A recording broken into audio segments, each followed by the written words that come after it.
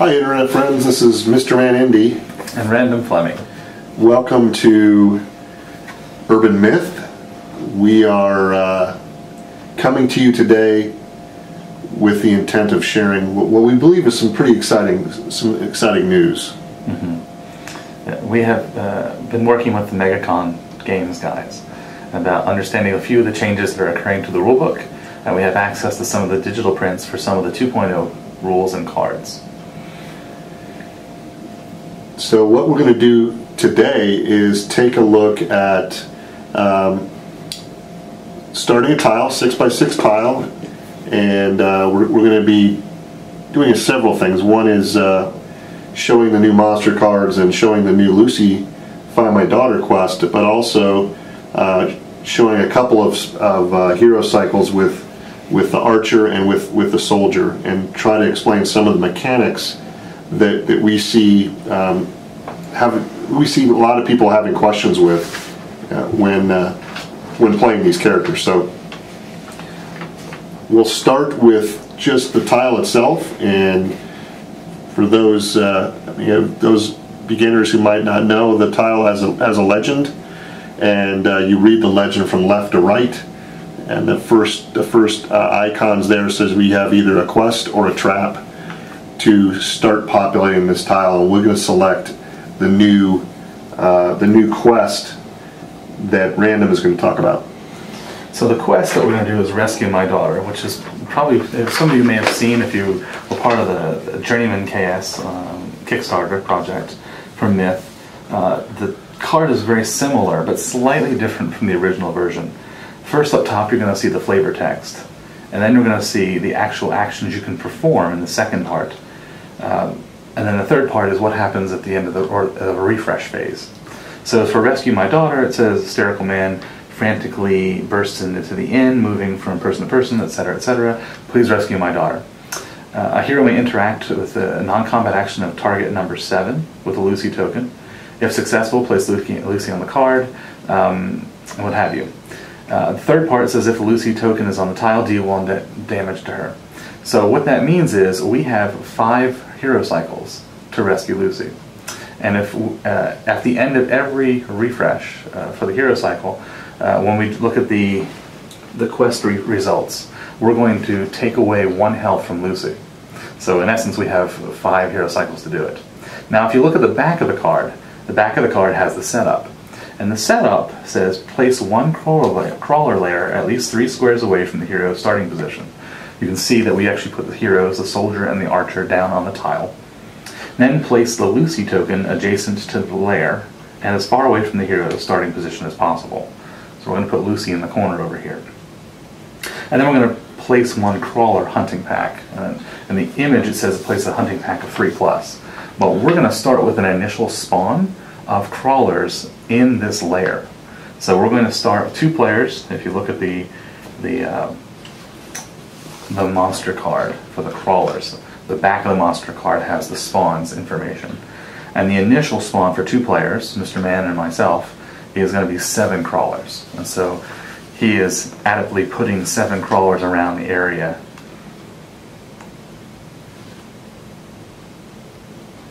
And then in addition, we're going to put a hunting pack of 3+.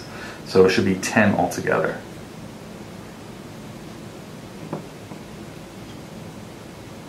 So there you go. So you have a hunting pack of 3 and 7 crawlers together. Lucy is in the back, and we are ready to go. Just as one point, we're going to put a counter here of 5. So that's 5 rounds or 5 health for Lucy to hold on to. Hopefully we can rescue her before she dies. So if we look at the monster card for crawlers first, you can see that not much has changed in the front of it. You can see that they attack, they have 1d10 for an attack, they have 1 fate die. They can attack 1 hero for 1 point of damage each. They need a 7 or more to hit, and they activate within a range of 3 or more when coupled with the threat range, the threat scale for each of our heroes. On the back, though, it says that the card is a little bit different. It has the poison ability, which poisons damage over time. If you are poisoned, you'll take 1 point of damage for every refresh cycle with the status updates or status effects. And note that the poison activates when a crawler rolls a fate die and gets a darkness symbol. So in essence, if a crawler rolls the hit, gets a 7 or greater on die 10, and then hits, for every fate die that ends up being a darkness roll, then that individual, that hero, is poisoned. And just to be clear, you can only be poisoned once, so even if you roll multiple darkness symbols, it's on or off. You either are or not poisoned. Exactly. Exactly. So what we thought we would do now is we would play a couple rounds, a couple hero cycles of the archer and the soldier. That's fairly new from what we've seen, and while some people play, we thought we'd illustrate it on a video series so you can see some of the features of each one of these heroes. So what we've done is we've set up our hero boards with a basic brown equipment. I'm starting at 8 health, 7 plus the adventuring gear. And I have 6 health. As the archer, I start off with 5 health, but I have an additional vitality for my adventurer's gear, so that's 6. We are going to start with 5 treasure, which is actually on the tile down here. So 5 treasure on the darkness board. And when we complete this tile, if we survive, then we can, there's a merchant will appear, and then we can buy from that merchant. And the merchant will be drawn randomly. So here's our setup for Rescue My Daughter. So what we'll do now, without further ado, is we will draw 5 cards each. That's our hero deck, our hero hand. We'll draw them from the hero deck, and then we'll start to play. Great. So I dealt myself 5 cards up to my hand size. As the archer, the archer has a very unique gameplay aspect to her in that in order to use her bow, her stick and twine, she has to have ammunition. And in the ammunition in this instance is our arrows. So in order for me to do anything, I need to have arrows. Unfortunately, this particular draw gives me two arrows, so I can play those 2 arrows in my open action spots. So for action 1 and action 2, I now have arrows. And when we do the refresh phase during the cleanup, I'm able to move those arrows from my action spaces above my hero board to indicate that they're now in the quiver. So I can only use an arrow for ammo when it's in my quiver. So fortunately I've got 2 of these and don't have much else. I've got an interrupt. I've got a retrieve card which allows me to pull out an ammo card from my discard pile, which is empty right now, so that doesn't do me much good. And then I have a sprint card that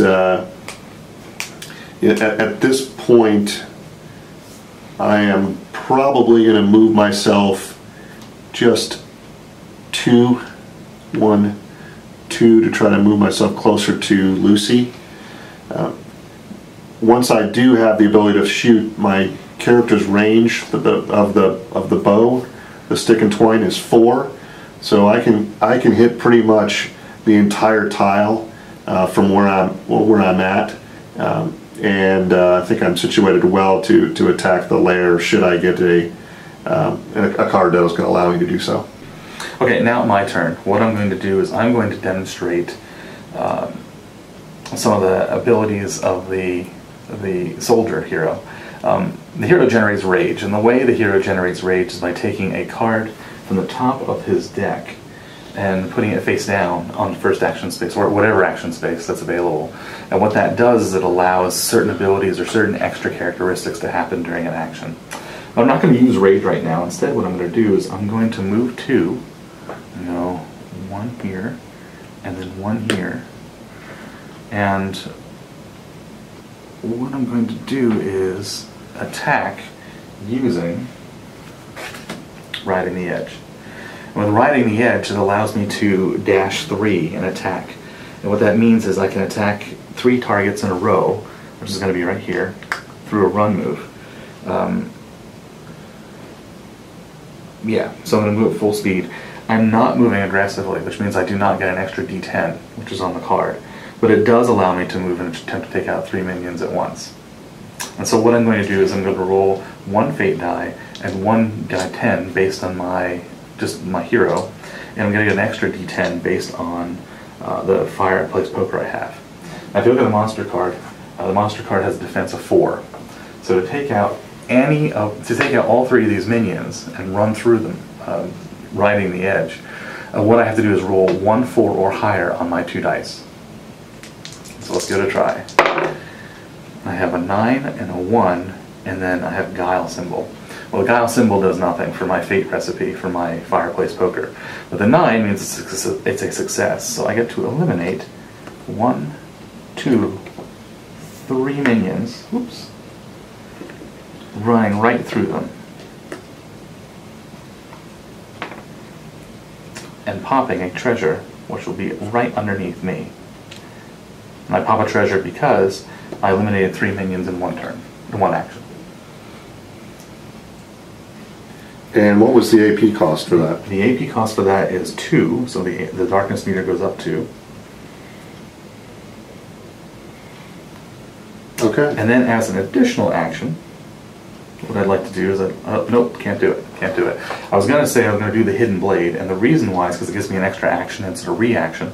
However, it cannot be used when you've moved your full movement. So it can't be used. Okay. So I think that means, based on what's in both of our hands, we're ready for a refresh. Exactly. And if we look at the refresh phase, it starts off with the darkness meter. We have to know how to adjust the darkness meter. And first thing we do is you adjust the darkness meter for active monsters on the board. So the question is, are these monsters active? And it's a most definitely yes, they are.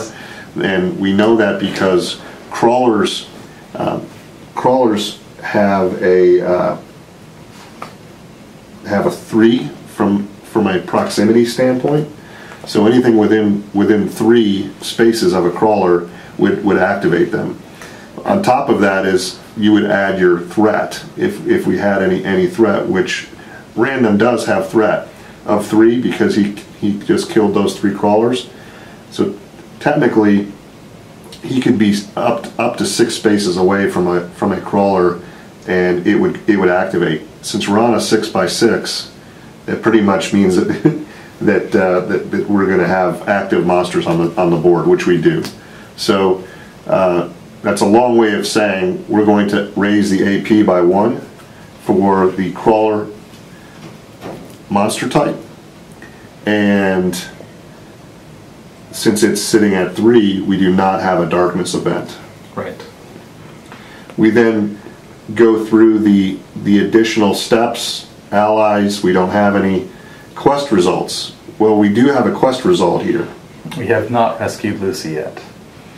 And so at her time, she loses 1 health, and she goes down from 5 to 4. Status effects are up next. Neither of us are poisoned, so or have any status effects, so that we can ignore that step. There is no trap on the tile, so that step is ignored, and we do the cleanup. The cleanup is pretty simple. We reduce our threat by any open action spaces. I, as the archer, have the unique aspect of putting the arrows that I had in my action spots up into my quiver, represented by putting the cards above the hero board, and we then discard whatever cards we want to discard and draw up to our hand size, which is 5. We are allowed to keep 1 card in our hands from the previous hand, in which case I'm going to keep an attack. Okay. Alright, so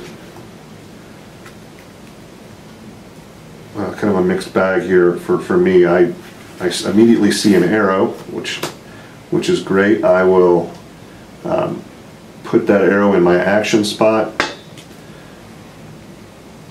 and I have a retrieve, vision of the mark, now you see me, and I do have Orion's Tears here. Now Orion's Tears allows me to use ammo, and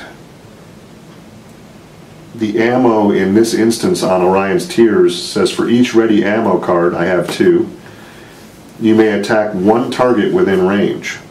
So that's one target for each arrow, and I can choose the target for that attack. In this instance, I could attack the lair twice, so I could put 2 arrows into the lair, or I could attack 2 crawlers, or I could attack the crawler and the lair. It's up to me how I want to distribute the attacks with Orion's Tears. It will cost us 2 AP, which will raise the AP to 5. Before I play this card, though, I want to check with random and see what cards you have. I have a Sprint, I have a Battle Rage, which is great for rage, but it's an interrupt. I have Draw the Ire, which is I can choose to have them attack me instead of attacking you, although based on proximity and threat level, I'm probably a good target anyway. I have Impenetrable, which is another interrupt, but I also have an attack. And the attack is going to let me demonstrate rage, but it's also going to let me hit that layer. Okay. So, what is that going to cost from an AP? Just 1. Why don't we do that? Why don't you use your 1 AP? Okay. It's a simple attack. It's only going to do 1 point of damage, so it's not going to be anything tremendous. It's going to be my range of my weapon or my shield. So what I'm going to do is I'm really going to try to reduce my threat in this example. What I'm going to do is before I play the attack, I'm going to actually build up rage. And the way, like I said before, building up rage, you actually take a card from the top of your hero deck that you have not drawn, place it face down on top of the action space. And so I've used 1 action, and then I'm going to play attack. And what the attack is going to do is it's going to let me have an extra fate die every time for every rage card that I've played already. So that could be a card that has the keyword rage in it, or it could be the face down card that I've already played. And so to attack, my dice pool is going to be my 1 fate die, plus 1 d10 for just being a hero, a second d10 for the Fireplace Poker, and then a second fate die because of the rage. And the thought here is to reduce my threat. If I can get a rage symbol on the fate die, my threat will go down 1. So I'll take those and roll them. And I have a 9 and a 7. Because at least one of those got through, that means the layer is actually going to lose 1 vitality. So it goes from 5 down to 4. And then because I have a rage and a darkness, the rage means that I don't take the threat for that. So it goes up to 4, but then goes back down 1 because of the Fireplace Poker. I rolled my fate die recipe and I'm good. Okay, so I'm going to go ahead and play Orion's Tears. For a novice hero, this is probably the best card in the deck, as it can do multiple points of damage. There's only 1 of them, so I know I'm going to have, by playing this card, I'm going to have to cycle through all the rest of my cards before this is going to show up again. But I'm going to try to put some damage down onto the lair while I have the opportunity to do so. And therefore I am going to play Orion's Tears and leverage those 2 arrows that I have in my quiver. So I'm going to build my dice pool. I start with 1 d10 and 1 fate die for my hero. I am not moving, so I get 2 additional fate die for Orion's Tears, and I get one additional d10 for my Stick and Twine. So I'm going to go ahead and roll that, and I need a 4 or higher, a 3 or higher to hit the lair. I actually rolled a 7 and a 3, so either of those would have been good enough to hit. I did not roll a nature symbol, so I don't reduce threat, but I do 2 damage for the 2 arrows that I launched, and I launched them at the lair, okay, therefore damaging it another 2. Okay. I take 2 threat because of that, and Orion's Tears was AP of 2, and that takes us all the way to 6 on the darkness, and will trigger a darkness cycle.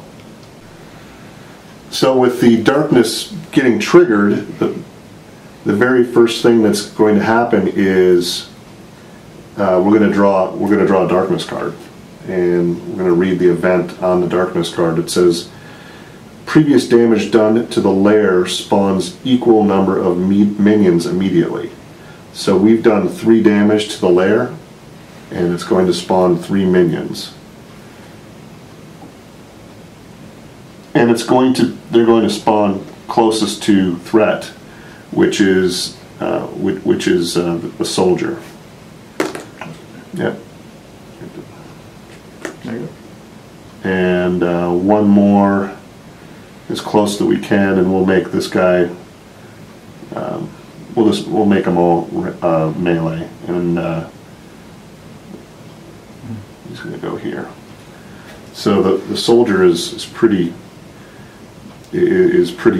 surrounded at this point, and it's going to make up for an interesting activation when we get there. So there is no threat penalty because neither of us are at threat 10, and so we're going to go through activation. Minions activate, and then captains, mini bosses, and bosses. There's only minions on the tile.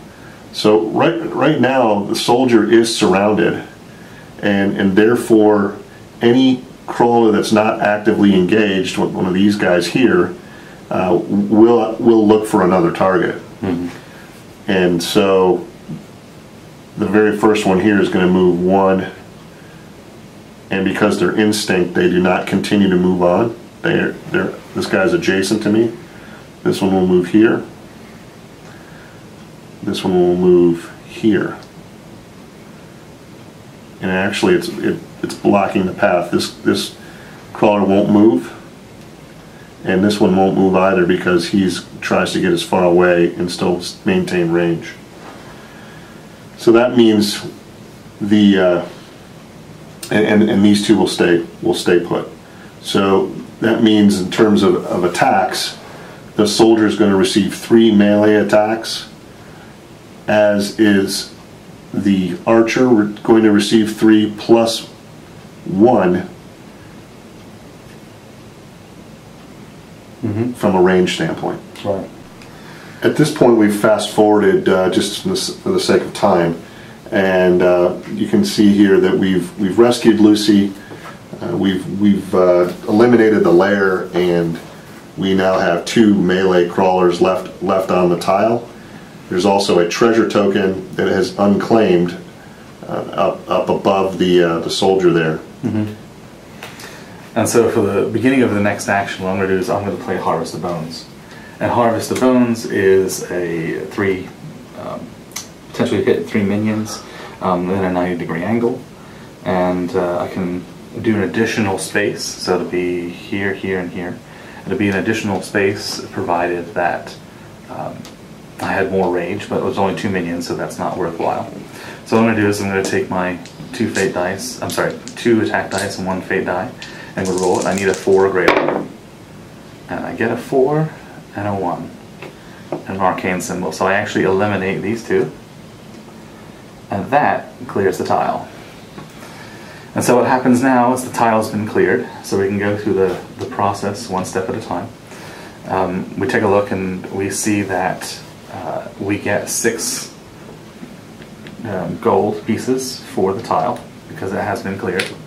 We actually get another one because this treasure has been left untaken, so we're at 7. We can reduce our threat down to 0. We can take care of treasure hoards if there were any, but there aren't. And then finally we have a merchant. And the merchant is going to appear, it's going to be drawn. So we can take that, and we have Jonas Malorn. And Jonas allows us to purchase a vitality potion, or purchase a focus potion, or an anti-venom potion. Anti-venom being huge after fighting crawlers. So we can take our money and we can spend it and buy one of the items that are there, or buy several of the items that are there if we choose to, and then split that among the party. Split whatever other coins we have among the party too. It should be noted that that merchants only sell one version of, in this instance, only one vitality potion, only one focus potion, only one anti-venom potion. even if we had, say, 6 gold, which we do, we can only purchase one of these. Of course, if you want to play that differently, that's totally up to you. But based on the base rules, each merchant only has one of these particular items. Now, what's interesting is when you clear a tile, one rule change that's happened is at this point, because we've cleared the tile, we actually can put the next tile together, and we can move to the edge of the tile without having to worry about loitering anything. So we use our movement points, our base movement, and we just move wherever we are to the edge of the tile. So let's kind of restate that, because that's a pretty radical change from what the old rules were. Once the tile is cleared, you'll recall, for those veterans, you'll recall you used to spend double movement points to move your character however you wanted. Now it is, you spend movement points, your base movement points, in this case 2 for our novice heroes, and we spend those points to enable us to move to the edge of the tile. So just think of this as, regardless of where these characters are on the tile, we can spend our base movement to move to the edge of the tile where we want to exit. Right.